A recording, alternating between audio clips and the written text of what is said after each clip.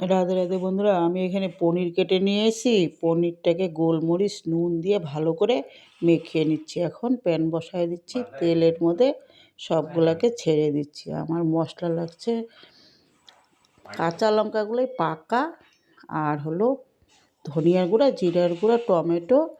এখানে এইটাই আমি মিক্সি করে নেব। এখন আমি জিরা আর এলাচ দিয়ে তেল আর লঙ্কা দিয়ে দিয়েছি। এখন সম্বার এটা ভাজা হতে থাকবে। আমি এখন মশলাটাকে প্যানের মধ্যে কষায় নিব ভালো করে।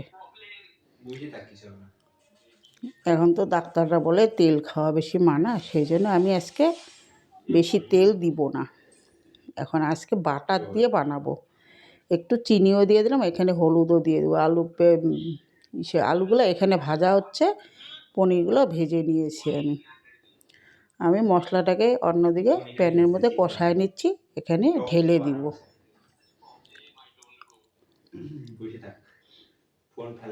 এখানে ভালো করে এখন আলুগুলোর সাথে কাঁচা লঙ্কা কটা দিয়ে দিয়েছি, আলুগুলোর সাথে ভালো করে মাখায় নিব, নাড়ায় চাড়ায় নিব।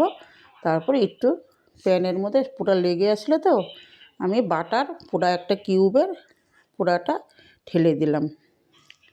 বাটার দিয়ে আজকে পনিরের তরকারিটা হবে। আমি এখন জল ঢেলে দিলাম, বেশ কষানো হবে। এখন পনিরগুলো সবগুলোকে ঢেলে দিব। এইভাবে আজকে রান্না করে নেব।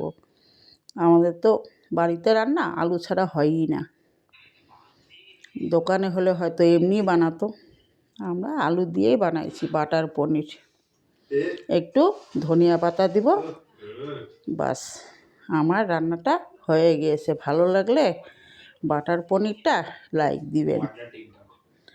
আলু দিয়ে বাটার পনির আমার রান্নাটা হয়ে গিয়েছে। আমি এখন নামায় নিয়েছি। ভাত দিয়ে বা রুটি দিয়ে খেতে ভালো লাগে।